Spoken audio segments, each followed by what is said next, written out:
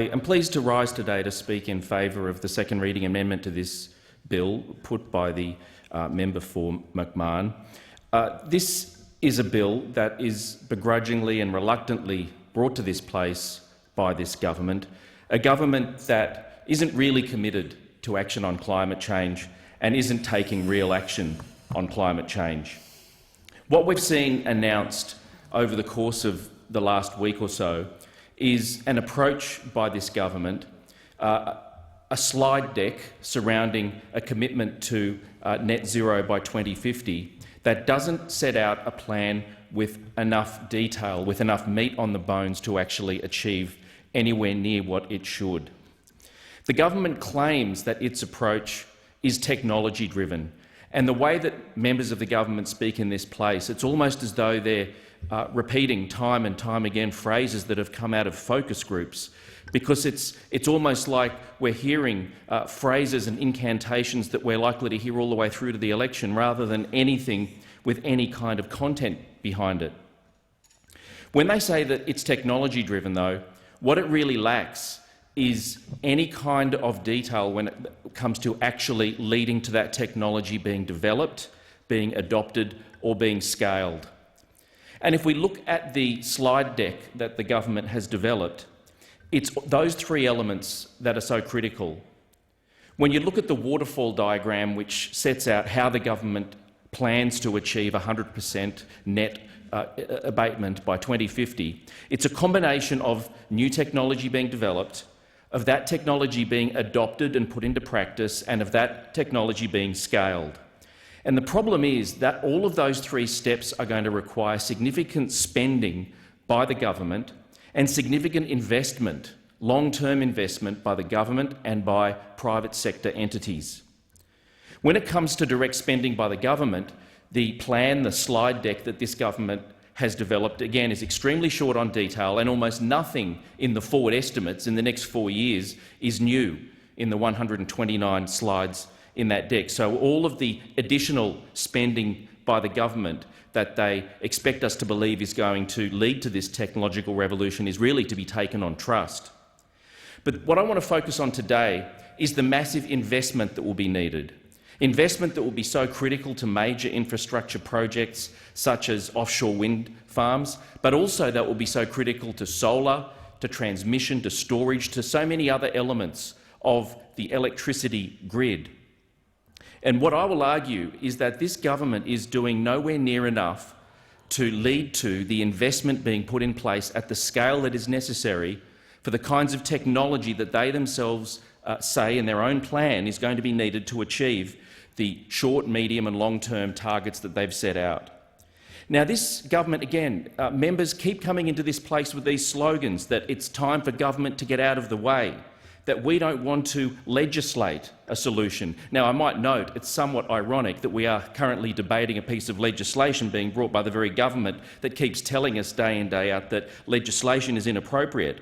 But what all of this flies in the face of is the fact that the electricity market that we are trying to move towards a low-emission future is actually a creature of regulation.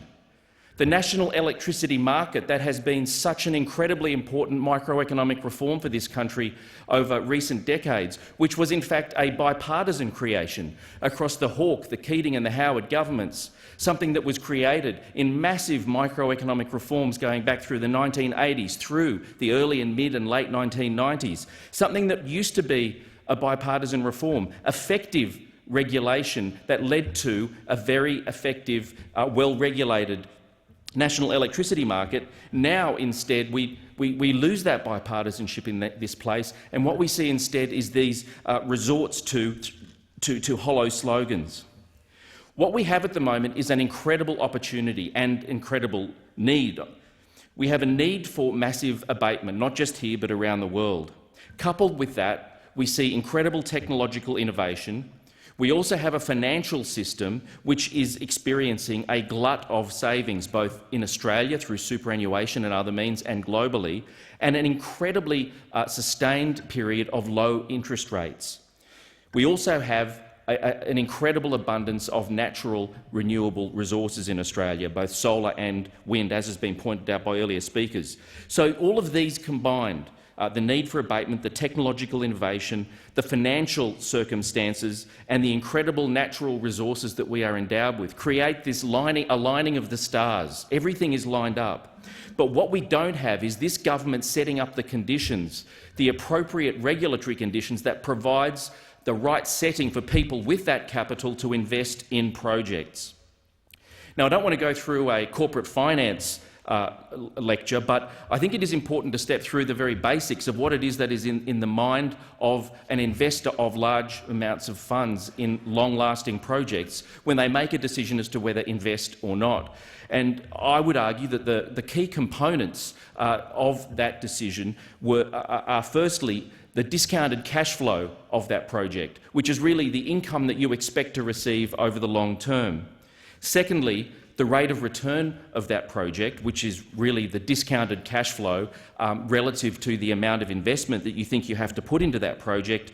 And thirdly, the risk associated with that project. And what I'm going to argue is that it's the combination of all of these three that is optimised by the right regulatory environment, and it is the government's inaction and inertia which is actually holding back investment which should be ready to go. It's in investments that could be justified on the basis of their expected future incomes and their risk and the investment that they require, but investments that aren't getting over the line because of the unnecessary and highly inappropriate regulatory uncertainty. Let's look first at this notion of discounted cash flow, which is actually just a fancy way of saying what is a project's expected future earnings. And it's necessary to discount those expected earnings back to current dollars in order to make a sensible comparison between those future earnings and what it is you've got to put up front. Now, we are, as I said before, experiencing an incredible opportunity.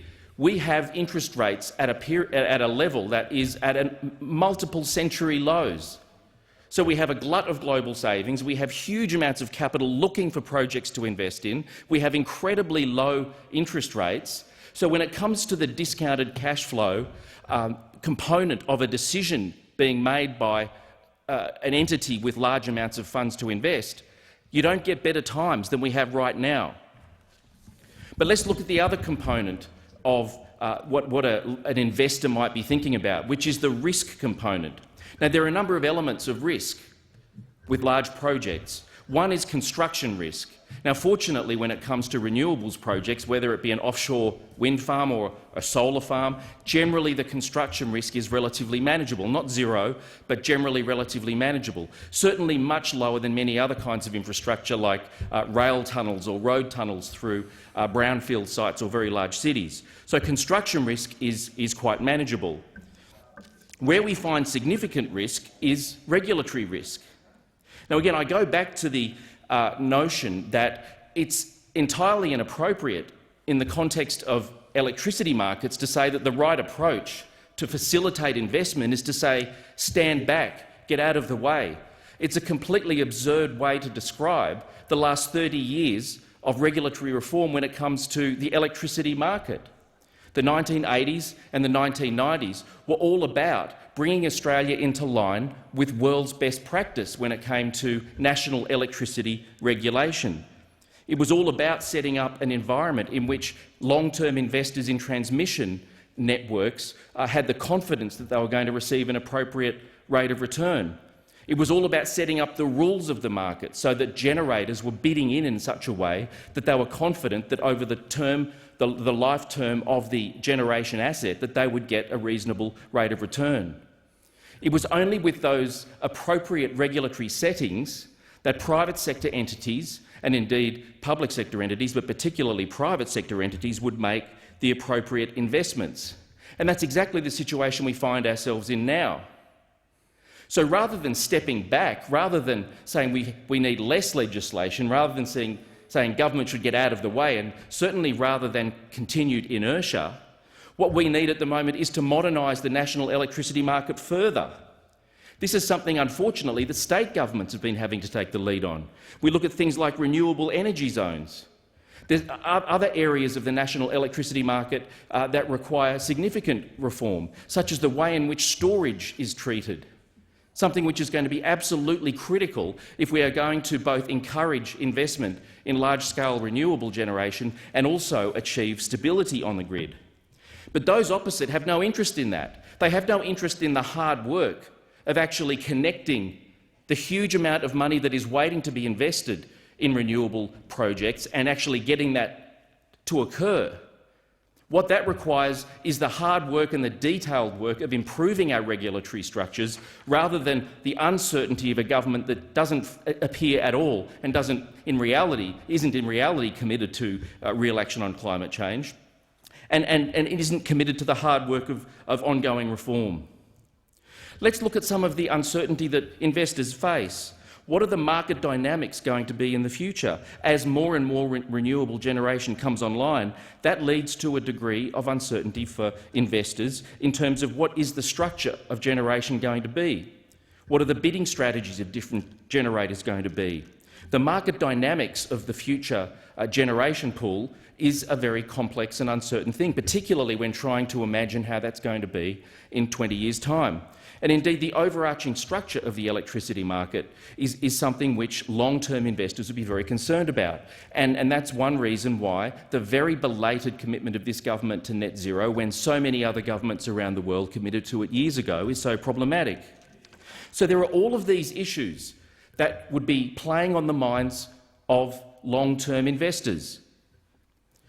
Let's look at different types of assets to get a sense of what the challenges are in electricity. We've seen over recent years the prices of toll roads and of ports go through the roof. And these are understandably very attractive assets because the reliability of future flows of income are very steady. But when it comes to electricity markets, there is considerably more complexity and considerably more uncertainty. And that's why it's so incumbent on government to be continuously improving the regulatory structure so as to be doing all that it can to facilitate investment flows. It's not enough to put in a slide deck, we are going to assume that 40% of future abatement is going to be achieved by a technology roadmap, when you have no realistic, no concrete, no detailed steps as to how you're actually going to link big investors, serious international investors, serious Australian investors with very long-term perspectives. How are you going to link those to risky investments and to actually facilitate those investments occurring in practice? That was the kind of bipartisan reform that occurred in the 80s and 90s, and it's tragic that it's something which is that it's failing to occur as we speak, because this government is all about hollow mantras and not about serious reform. And that's why we're seeing, for example, the amount of investment in renewable energy projects dropping from 51 projects worth $10.7 billion in 2018 to 29 projects worth $4.5 billion in 2019. So it's not enough to say in some slide deck, technology is going to get us there, because to scale things up, to actually adopt technology, is going to require improving and updating and modernising our regulatory framework. And I want to simply add the next layer, which is that, of course, it's not just about the jobs. It's not just about the jobs in construction and ongoing jobs in all of these renewables projects, but it's about the many other jobs that they will create and facilitate in the rest of the economy. My electorate of Fraser has some of the most sophisticated, advanced manufacturers in Australia, firms like Bell Environmental, who are producing cutting-edge emergency response vehicles for civilian and military clients. And Victoria, of course, is home to considerable aluminium smelting, which is extremely energy-hungry. And it's these firms which employ tens of thousands of people around Australia, who are going to require not just cheap energy, but reliable energy. It's firms like this who are going to rely upon ongoing investment in major renewables projects. It's firms like these that are going to rely upon the national electricity market being modernised, not being avoided, not being treated like some kind of rhetorical joke.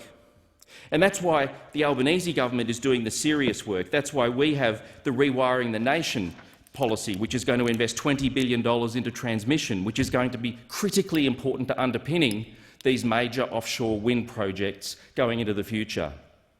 So we need serious reform in this place, not hollow mantras. I thank the member for Fraser. The question is that the amendment be disagreed to, and I call the member for Warringah. Thank you, Mr Deputy Speaker. I rise today to speak on the Offshore Electricity Infrastructure Bill 2021 and accompanying bills. This bill will introduce a regulatory regime to enable construction, installation, commissioning, operation, maintenance and decommissioning of